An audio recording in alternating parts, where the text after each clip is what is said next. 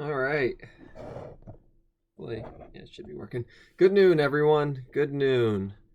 Um, Today we are going to be doing um, Good noon. the review, first day of review for the finals. Let me Today we go are ahead and going mute to my be computer. doing. Um, and so the plan for the review is for today. It's twofold. We are first. So if you go, well, first thing we're going to do is we're going to go ahead and make the third note card. Again, ideally, if we followed our same format, it'd be the note card used in the test, but you can use anything on the test. So this is just going to be our way of staying consistent. So we're going to make the note card, which is just going to highlight all the equations and formulas for these last 3 weeks of content that we've covered. So that's inductance, that's AC circuits, and that's optics. So we're going to kind of write down all the main equations and concepts there. And so hopefully that'll be a kind of a quick cheat sheet that you can use either in your studying or the final itself. And the second thing we're going to do is I've already posted this file. So if you go to the Files tab of web courses and you go to Final Review, you're going to see a new file here called Final Exam Review. And so, actually, do not have that open, but I will open it up on here. The final exam review is going to be. I'll go ahead and open it so I can show you all. Okay. So after we make that note card, we're going to start going through these and we'll continue with this on Monday. We're basically, this is the process we're going to be going through. I have a list of a bunch of random problems that I've either taken from problem sets, quizzes, or tests. And I'll go ahead and give you a few seconds if you're watching this in real time, or even if you're watching this after the fact. You can even pause it when you look at it to give yourself as much time as you want. So since it's a live stream, you can, since it's on YouTube, you can actually pause it, give yourself as much time as you want. I'll give like a few seconds, but I'm not going to spend a terrible amount of time, like a long amount of time. So I do recommend pausing it. And so you'll identify the relevant concept for the problem and then just quickly kind of outlining how would you actually solve the problem. This is really how I recommend studying for this course.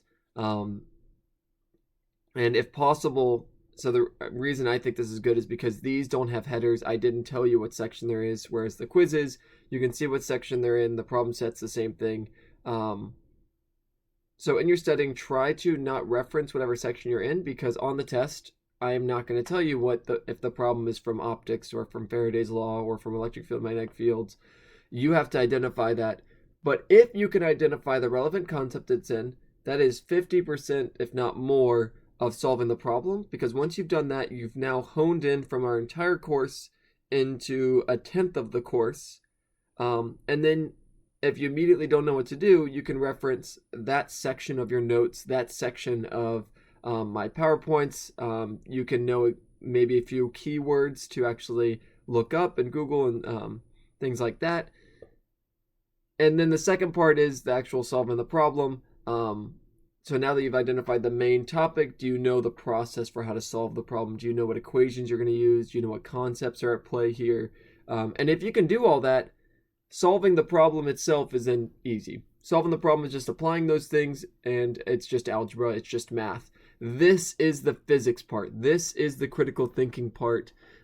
This is really what I want you all to be developing in this class more than anything. Because if you can do this, even if you don't remember the exact equations, that's fine. In the real world and on the final, you can just look it up. You can just look up whatever you need to look up. But if you can recall this off the top of your head, then you are um, most of the way there. Oh, yeah, and so the slides are empty because I may add some more questions. So those are empty because I made a bunch, and we'll see how many we get through so far. But if we get pretty far, then I'll add some more questions.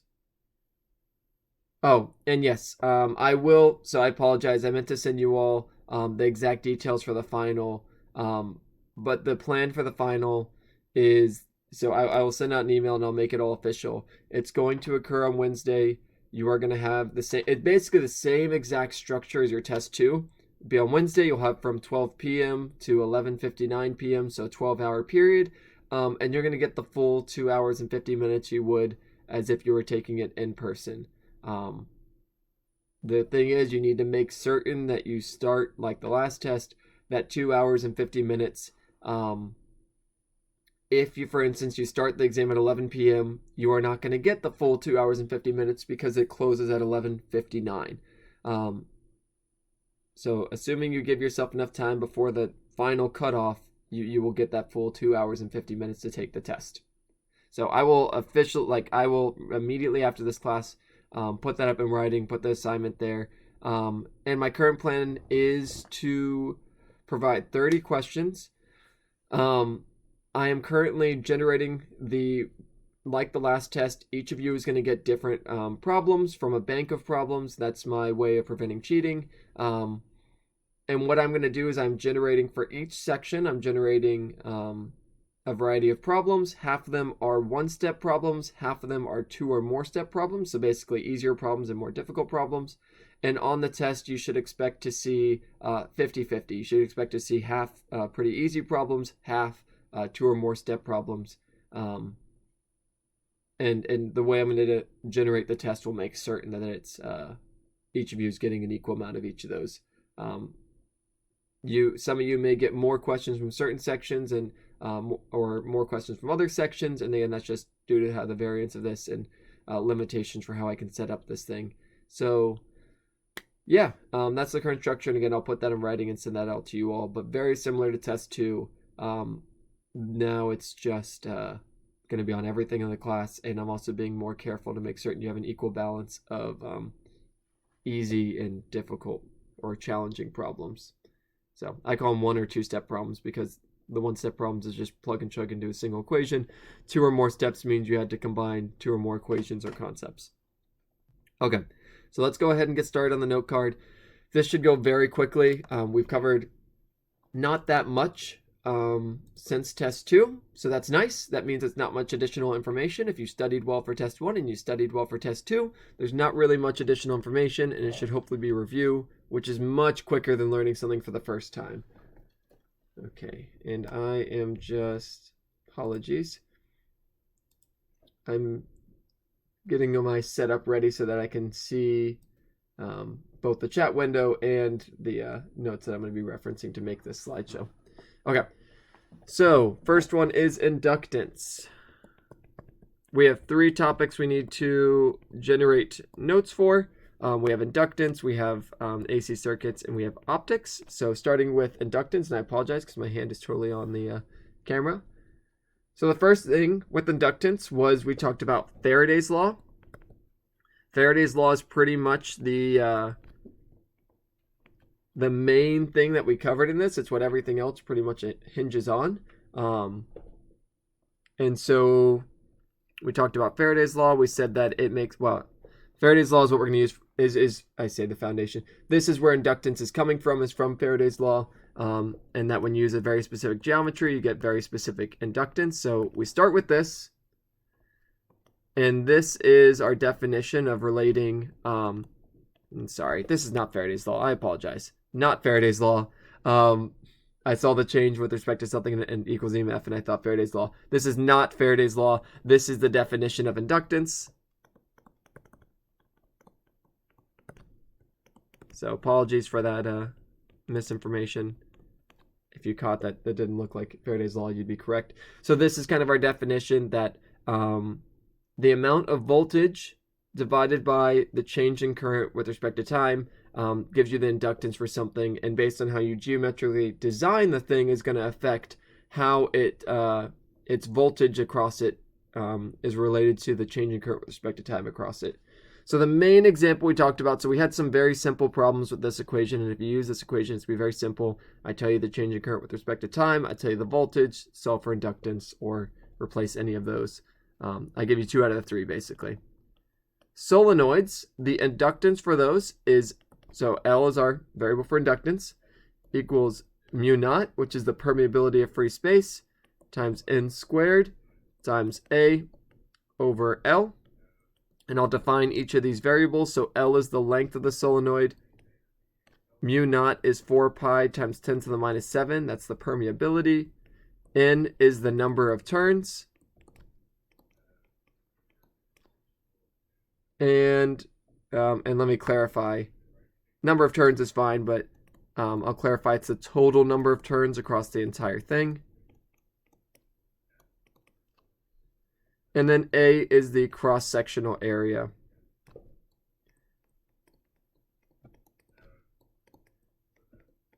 Okay. This whole thing can also be rewritten as mu naught little n squared times A, L. All the variables are the same, but this is the number of turns per length. Okay. And if you see me look it over from time to time, that's just me making certain there's no questions up there. I want to make certain if you all have any questions, I'm answering those. And then the energy stored in solenoid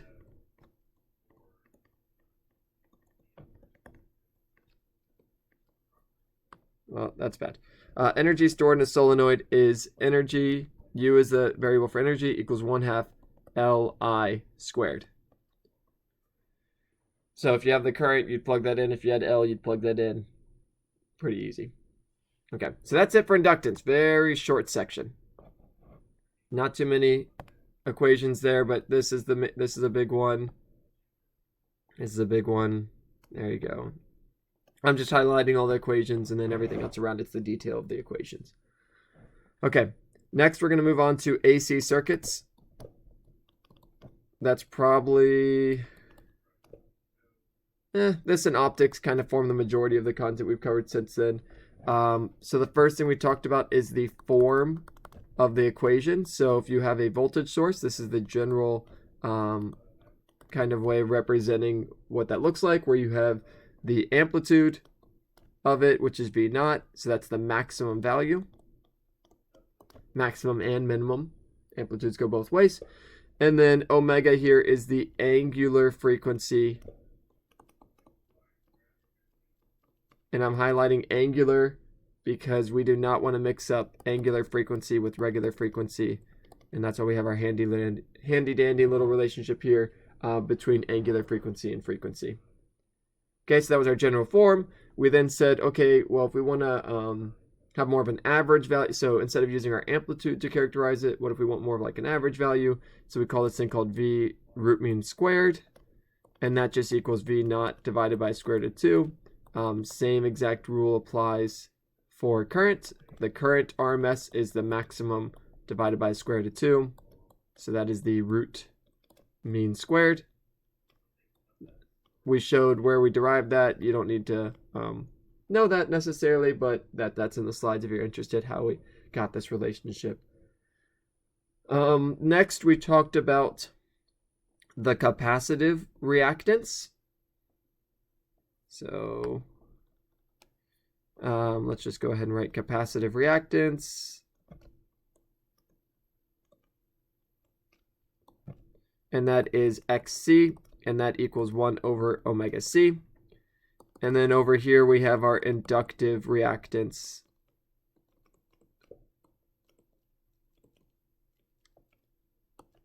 Which is XL equals omega L. And the units of these are ohms, ohm, and ohm. They basically act like resistors. That's what the purpose of these calculations are for, is to see how much these, we use these to find current if we know voltage. So we'll kind of write that here on the bottom. And then we have impedance, which is if you have all three elements in a circuit.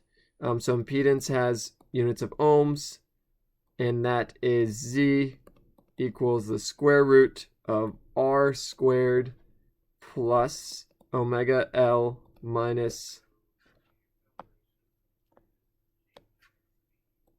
omega L minus 1 over omega C squared. Okay, so that's our impedance, which is kind of like a resistance value. And so you get this nice little just V naught equals I naught times Z. which is the Ohm's law kind of thing, but instead of R, now we use Z, because all three things together, the inductor, the resistor, the capacitor, all contribute to it. We have our phase angle, which is that omega L minus 1 over omega C over R. And we have our power, our average power. That's not a P, that's an R. Power average in these circuits is 1/2 times V naught times I naught times cosine of the phase angle. So, a lot of equations here. Basically the ones, make certain you know this form. Make certain you remember the relationship between angular frequency and use the right one. Know how to calculate this capacitive reactance and know that it acts as a resistor. Know how to calculate the inductive reactance, know that it's acting like a resistor. We have here this kind of net resistance of an RLC circuit, which has, so let's even just draw a picture up here. This is what these circuits look like. You have your power supply, which is a squiggly line. You have a resistor, you have a capacitor, and you have an inductor. You could have any combination of these. You could have, generally, all the ones I'm going to give you just have one of each, or I'm never going to give you one that has like 2 inductors or 2 capacitors together, because we never really talked about how to add inductors together. We did talk about adding capacitors, resistors, but again, all the circuits are just going to be like, here's the capacitance, here's the resistance, here's the inductance. Find impedance, maybe find that phase angle, maybe find the average power dissipated, or find the current in the circuit. So hopefully you've been doing the problem set problems in these, but there's not too much different here from like DC circuits. It's just now we have to find our net resistance differently. We have this phase angle thing, which is that angle between voltage and current, and we have that average power. But pretty much all these are very straightforward. If you see an AC circuit, immediately jump here and start using these equations. Okay, normally I'd give a break, but I just want to finish the note card real quick, and then we will go ahead and give a break before we move into the last section, which is doing some of those review problems. All right, so optics. Again, my hand, sorry, in front of the thing. We started off with saying that things moved. So in vacuum, they move at the speed of light, and the relationship between frequency, so you have all these electromagnetic waves, and they have a frequency and a wavelength, and the relationship between those is when you multiply them, you get the speed at which it's traveling, which is the speed of light in vacuum. So pretty simple there. If I gave you frequency, if I gave you wavelength, well, you would already know. So if I gave you frequency and I said find wavelength, I would clarify it's moving in vacuum, and you would just do some division there. It'd be pretty simple. We then talked about index of refraction, which is basically that when you move into different mediums, things travel at different speeds. So the relationship there was just C over V, which V is the velocity of light in some medium. And a medium is just anything that the light can pass through. We use the word transparent, but we also have to remember that it doesn't, something may not look transparent in the visible spectrum, but it's transparent in another spectrum, ultraviolet, infrared, X-ray. So we don't want to just limit it to things that visible light passes through. We use this for Snell's law, which I should probably capitalize. Snell's law says that if you have light traveling from one medium to another, you just use this simple relationship, which is N1 sine theta 1 equals N2 sine theta 2. We draw a nice little picture just to clarify what that means. So light is coming from, who cares if it's a denser medium or lighter medium, doesn't matter. Hits some interface, so we're going from one material to another. It hits some interface, and if it was from a denser medium to a lighter medium, then the light would actually bend outwards. We'll say this one, in this problem, N1 greater than N2. But it can go either way, it doesn't really matter. The important thing is that knowing which angles are which. And knowing that N2 and N1 are defined, I'll give those to you in the problem. And again, it's just simply plugging and chugging for this problem. Pretty straightforward. We then talked about the critical angle. The critical angle is actually only occurs when N2. So if N2 is, I have this backwards. If N1 is greater than N2, so look at our problem here. If we're going from a denser one to a lighter one, to a less dense one, then the theta critical will equal, the theta critical is when this exit angle equals 90 degrees. So if that equals 90 degrees, this equals 1. And so you get N2 over N1, let me give myself more space, sine inverse of N2 over N1. And that's, again, when this exit angle is 90 degrees, you get this that's how we find the critical angle. And the critical angle is when the light completely internally reflects. When light completely internally reflects, so any angle bigger than that, any angle bigger than this, the light will not pass through the surface, it'll bounce right off. So when light completely internally reflects. Speaking of reflection, we need to talk about that real quick. And when I say talk about it, literally all we're going to say is that when light hits a surface, it bounces off the surface with the same angle that it came in with. But that's measured with respect to the normal. N stands for the index of refraction. Yeah, let me go ahead and index. Yeah, let me make some space for that. But yeah, thank you for asking. Let me move that down.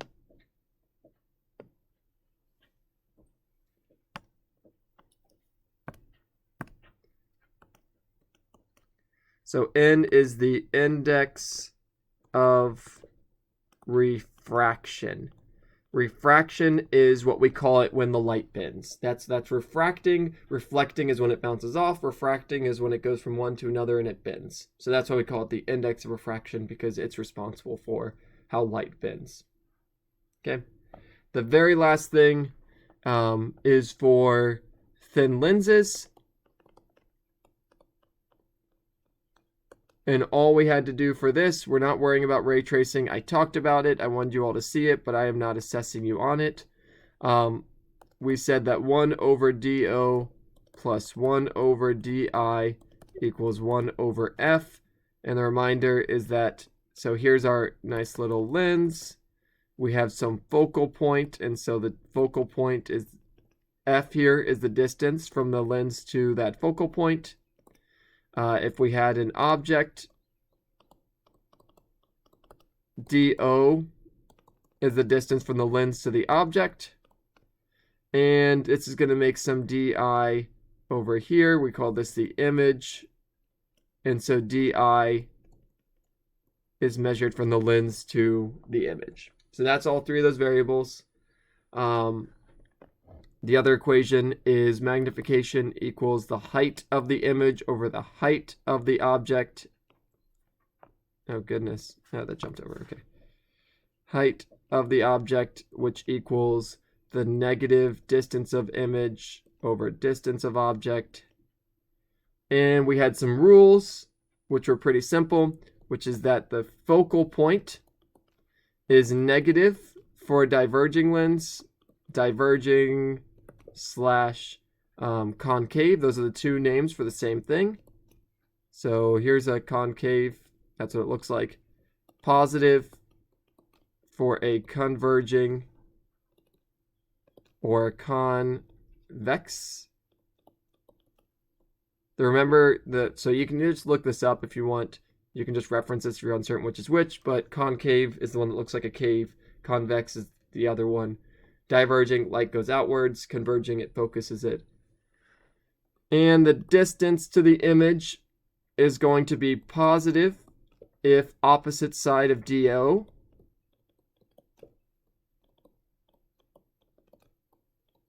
and it's going to be negative if same side as DO. So in application, maybe I give you a problem and I say DI and DO are on the same side as of the lens. DO is this value, F is this value, it's a converging lens. Find what DI is. So you're going to need to use all that information. You're going to need to parse out that because it's on the same side, you have a negative. You're going to have to parse out that because it's a converging lens, it's positive for the focal length, and then you just plug that into this equation. So make certain when solving those kind of problems that you're referencing this kind of rules and that you're plugging in the right value for these, plugging in whether it's negative or positive. So we talked about the relationship between wavelength and frequency, index of refraction, how you calculate it for something. Again, I'll tell you in the real world, they just gave you that value. That's what I'm going to give you.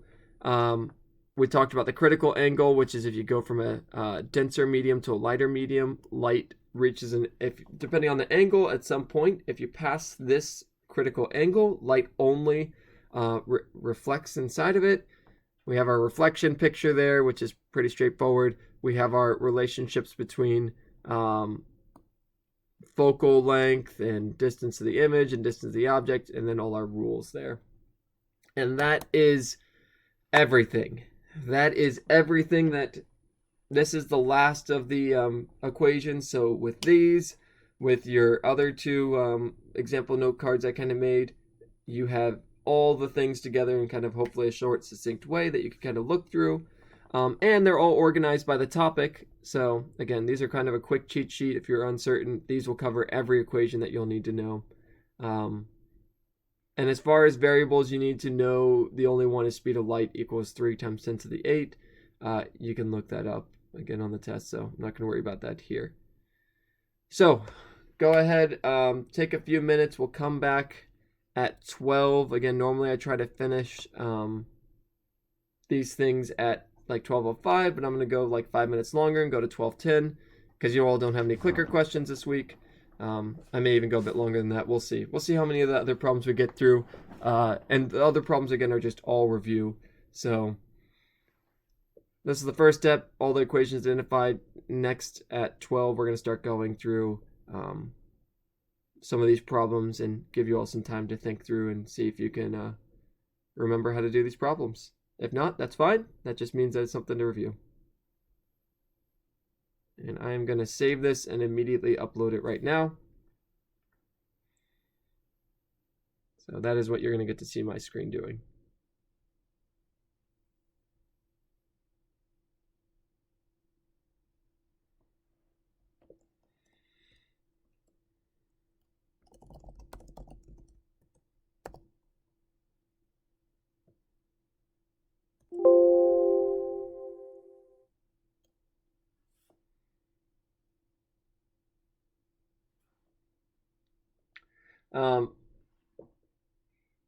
So Pham asked if I could post the detailed solutions for test 2. So unfortunately, I didn't make the detailed solutions for that test because it was so many problems. I didn't end up making that. From previous tests, I was able to make it because it was only about 8 questions, whereas this one had 30. However, if there's any specific problems that you have that you would like more information on, please email me and I'd be happy to provide that for you. The majority of people got most of the questions right. So that was another reason why I didn't go through and make all those detailed solutions. I also wanted to preserve these questions and not have this. So one of the concerns always when making problems as an instructor is that when you provide solutions, they can get uploaded online.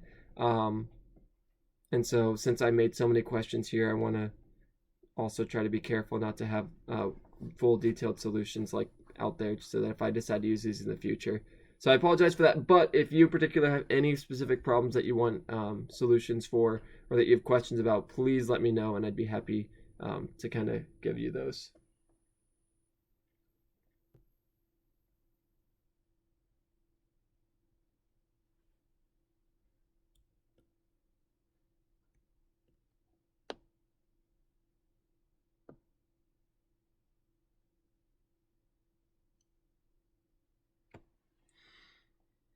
So again, apologies for that.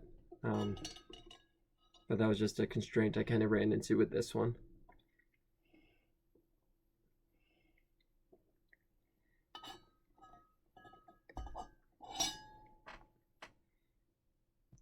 All right, I'm gonna give like 1 more minute because I've been talking a lot. So, oh, and I gotta show the picture.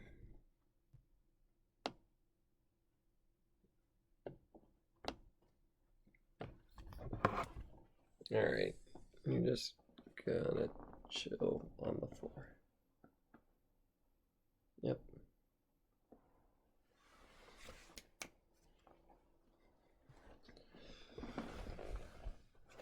There we go.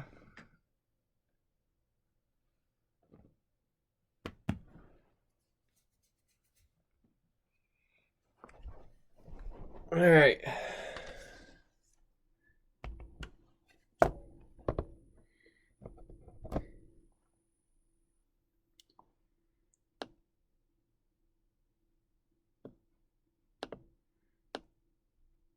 I'm trying not to mess this up too much. Okay. So there we go. There's the Daily Buster. Okay. So let's go ahead and get started on these. And again, these are not ordered with respect to the content we've covered. So it's not electric fields and forces and all that. I have randomly distributed these problems to, again, make it a little bit harder. I say harder, to make it more accurate to what you're actually going to be doing on the test. So, first question is calculate the RMS current for an AC source. The AC source is given by, this should be like a capital V instead of a lowercase. Capital V with respect to T times equals V naught sine omega T, where V naught equals 100 volts, omega is 200 pi radians per second, and when it's connected across 3 different things independently. So, this is probably very familiar to most of you as you, it's kind of the hint is, so I'll give you all a few seconds before I say anything.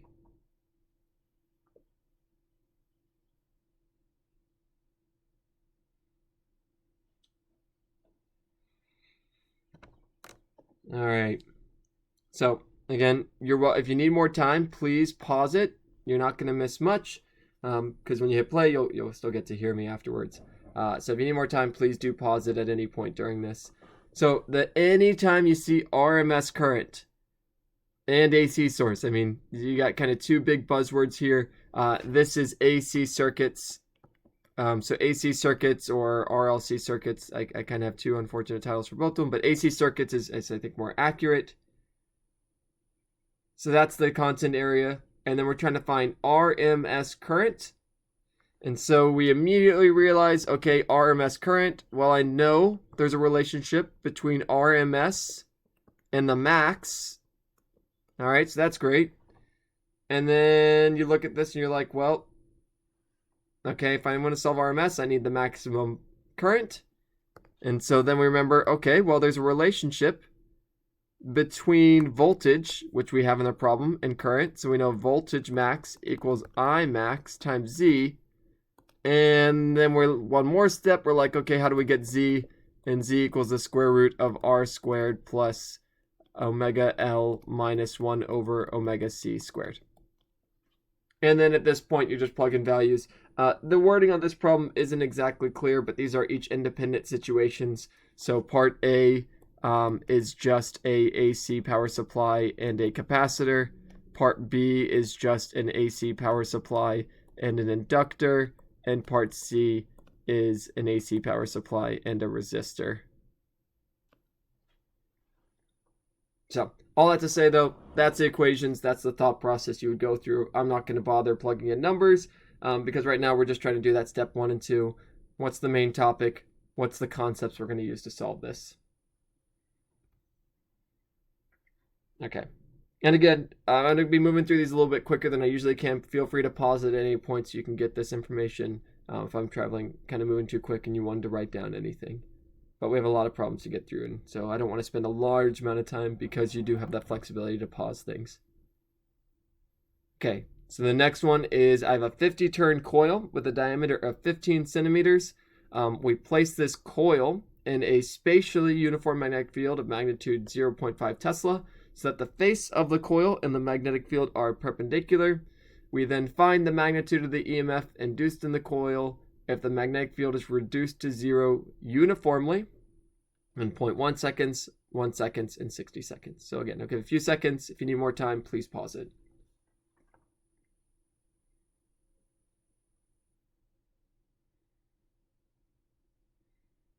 Okay.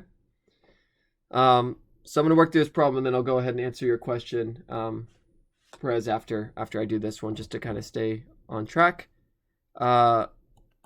So anytime we see EMF and a changing magnetic field, we should immediately go to Faraday's law. Anytime you see anything about a changing magnetic field or EMF or induced, when you see the word induced, so I'm just going to highlight kind of the key words here. EMF induced, magnetic field is reduced to 0. These are all kind of buzzwords that immediately go to Faraday's law. When you see these kind of words, this idea of we're inducing an EMF or we're inducing a current due to a changing magnetic field. And then part 2. Well, if we're using Faraday's, so part 2, first thing we want to do is we want to draw this picture. So it's a coil. It's a coil, not a solenoid. So we draw a coil, and it says that the face of the coil and the magnetic field are perpendicular. So that means the face of the coil is this way. So that means our area vector is actually pointed in the same way as the magnetic field. That may seem opposite to what's here, but the face of the coil is this part, and the face of the coil is perpendicular to the magnetic field. Okay. Generally, in problems, I've tried to be more careful, and I try to give it between the area vector and the magnetic field because face is not a good jargon. But for this problem, that's what it says. So we have to work with that. So there we go. That's our picture. You would actually then put all these variables, write them down. But just to kind of go quickly, we remember that Faraday's law is the negative N times the change in flux with respect to time. We then recognize that the magnetic flux equals B times A times cosine of theta. And so we would plug that in, and you would look at this and you would see what's the thing that's changing. It's the magnetic field that's changing, so you'd pull out the constants, which is NA cosine theta. N stays the same. Well, N's outside of it anyway. A stays the same, cosine theta stays the same, so it's dB dt, and you would just calculate that. And we would remember that the area, it's a circular coil. It gives a diameter, so it has to be a circle. Area equals pi r squared. So you're going to have to convert from diameter to radius. And you're going to have to, of course, convert the units. Okay. So Tao asked for the last one. So for part A, you would assume there's no inductor. Correct. For part A, no inductor. For part A, no inductor and no resistor. For part B, no capacitor and no resistor. In part C, there's no capacitor or inductor. Again, this wording's not fantastic, and I've tried to be more careful moving forward. This is from the problem sets, though. Okay, gonna do maybe 2-3 more problems, and then we'll kind of close it out for today. Light rays from the sun make a 30-degree angle to the surface when seen from below the surface of a body of water. At what angle above the horizon is the sun? And if you see light rays, that's optics. Very quick. Should be able to identify that. Part 2. How do we actually solve this? Well, we are moving from one medium to another medium. So we are going to use, we'll just draw the picture. When seen from below, so we are below it. There's our eyeball. And we see the light rays make a 30-degree angle to the vertical.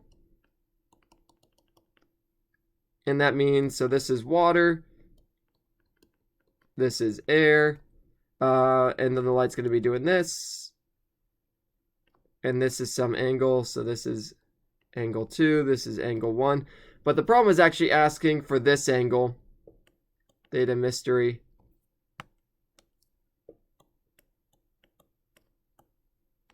That's what we want to solve.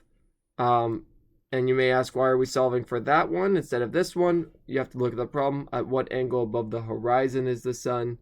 And so for all this, though, it's Snell's law. Sine theta n1 sine theta 1 equals n2 sine theta 2.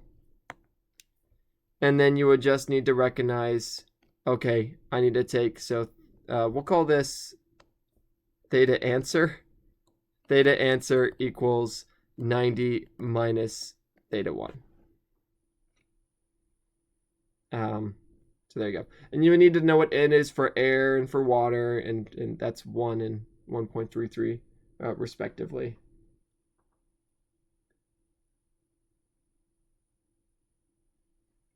Okay, and then I got a quick question for this. So Z, would you just equal the magnitude? Yeah, in this case, if you only have the inductor, Z is just going to equal omega L. If you only have the resistor, Z equals R. If you only have the capacitor, Z equals 1 over omega C. Yep. Okay, so optics problems are going to be probably some of the easier ones, even though we kind of rushed through them. I think you're going to find that these concepts are a little bit easier to find than other ones. Okay, so some charged particle travels at a constant speed of 16 e to the 5 meters per second to the right into a magnetic field of strength 1.7 Tesla pointed out of the page.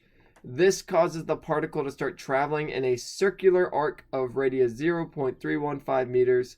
What is the charge to mass ratio of this particle? And it says 10 points because this is from a test, and that problem was worth 10 points. So again, give you a chance to pause if you want to.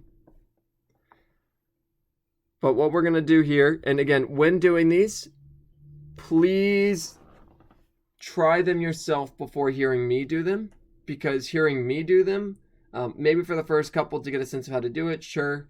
But once I give you how to do it, it's kind of like a magic trick that someone showed you the trick for how it's done. It's like, oh, that's obvious. But on the test, you're not going to have me, or you should not have me or someone else telling you how to do each problem. This is the part you have to do. And so I really want you to practice this, because it's going to, of course, make sense when someone, I mean, ideally, if I'm doing a decent job explaining, it's going to make sense when I explain it. But the part that I'm testing on the test is whether you can explain it first without someone explaining it to you. So when doing these, please do the best you can to attempt these and to think through these before looking at my answer, because once you see my answer, you kind of lose the opportunity to learn it and to actually test your own knowledge. Okay, all that to say, we have a charged particle moving. It's moving in a straight line, and then it starts to turn in a circle. Whenever you see a charged particle that is moving, in general, if you have a charged particle that's moving in a magnetic field, that's under the category of magnetic forces. That's just, you see moving charges in a magnetic field, pretty much guaranteed. I can't think of any case where it wouldn't be the case. It's going to be magnetic forces, especially because it's traveling in a straight line, and then it starts bending direction, which means it experienced a force. So charged particle travels at a constant speed, and the word magnetic field, immediately you want your brain to jump to magnetic forces, because that's what's going to occur here. If you have a moving charge in a magnetic field, it experiences a force. And if we draw our picture here, this thing's moving in a circle. So this magnetic field is pointed out of the page, so we draw our dots. And our particle, if it's moving to the right and it's traveling into it, it's going to, this is where we're going to use, you don't need to do this, but just for accuracy, I want to make sure I'm drawing this thing correctly. So it's moving into it, out of the page, down. Okay, so this thing's going to be going clockwise. This is a good check for you. If you're not certain why it's clockwise, this is a good problem for you to solve as well. So initially it was traveling to the right, and then it started doing this. So please practice that. And we'll say this is a positive charge particle. So you could because if it's negative, you get the opposite answer. All that to say, if you have a charged particle moving in a circle, this is the equation you use. QVB equals mv squared over r. This is the force on a moving charge. Force on moving charge in magnetic field.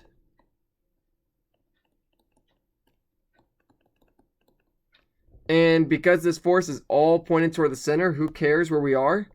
Here's the force due to be here. Here's the force due to be here. Here's the force due to be here. At every single point, that force is pointed towards a circle. If you ever have forces moving in a circle like this, pointed towards the middle of a circle, something traveling a circular path, this is the centripetal force that is going to be equivalent to that. Oh, goodness. I'm sure I'm misspelling this.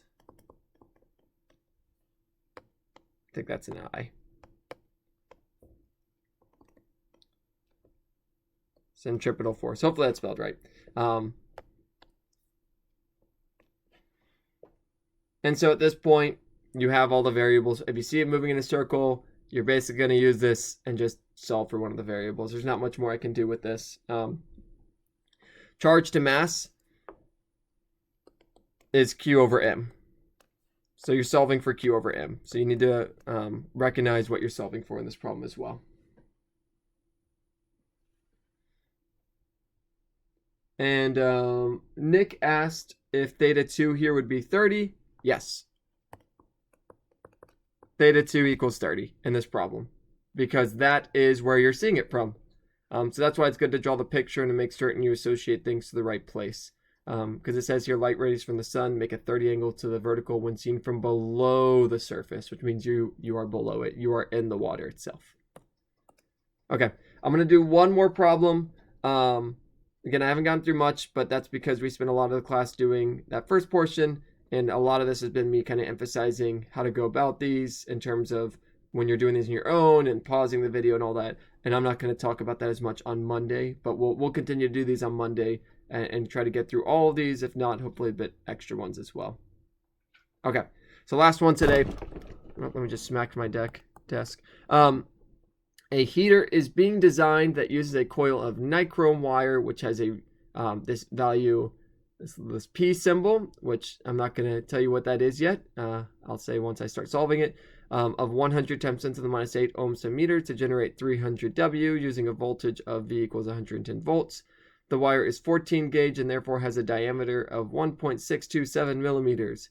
How long should the engineer make the wire? So this one's a good problem because this is a two-step problem. I'll give you that hint.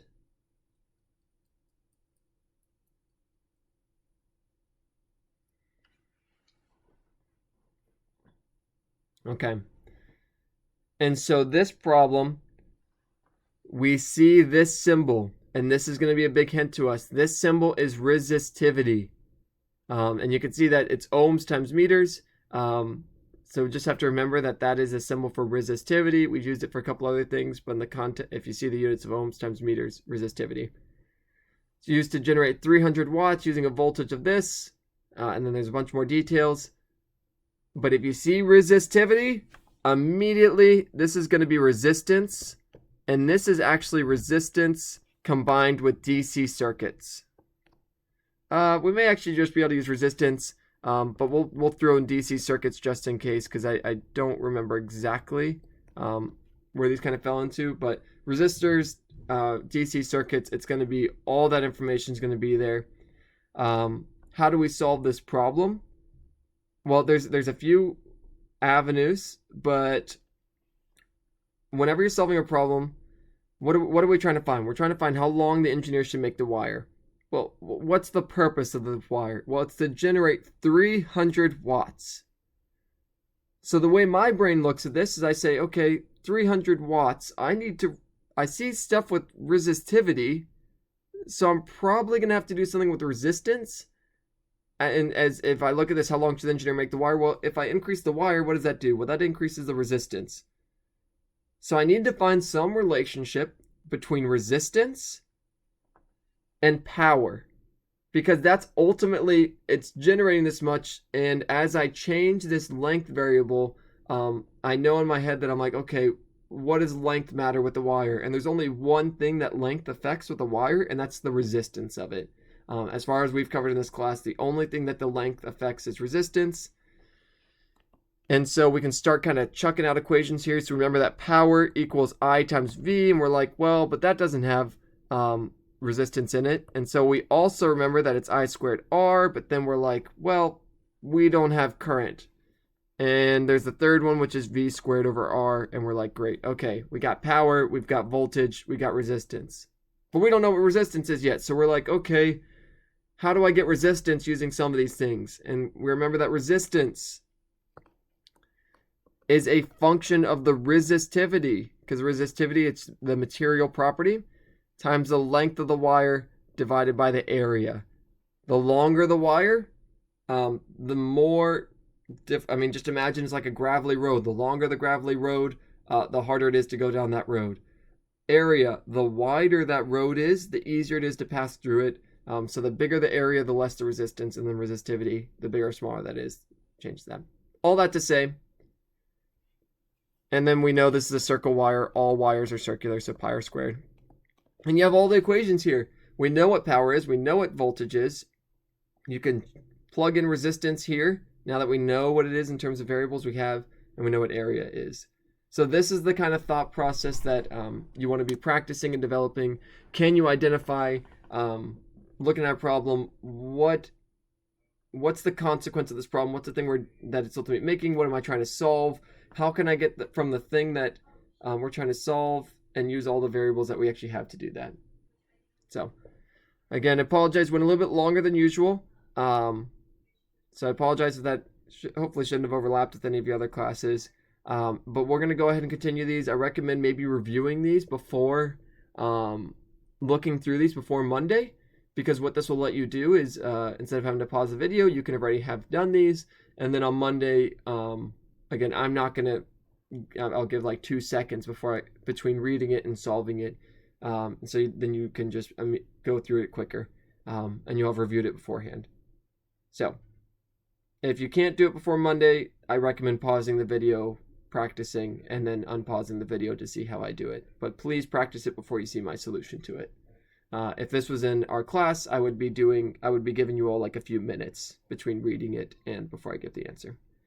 Otherwise, best of luck to you all. The makeup points, I apologize for the delay on that. I am continuing to check with the grader on that. They said they would have gotten it done previously, but they haven't, so I am checking with them on that. But by this Sunday, and lab grades as well, by this Sunday, I will have all of the grades up to date for you all in web courses, so that Monday, which is the deadline for both withdrawal and for determining satisfactory, unsatisfactory, and between that or grade scale, you will have all the information as up to date as I can give you to determine whether you should, what grading scale you should pick, or whether you should withdraw from the course.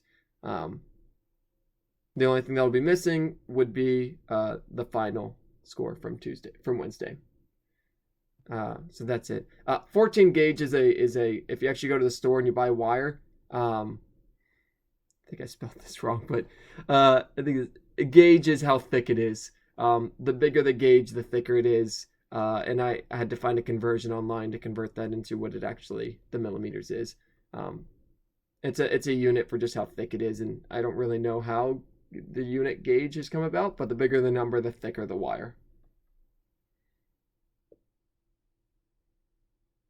Yep.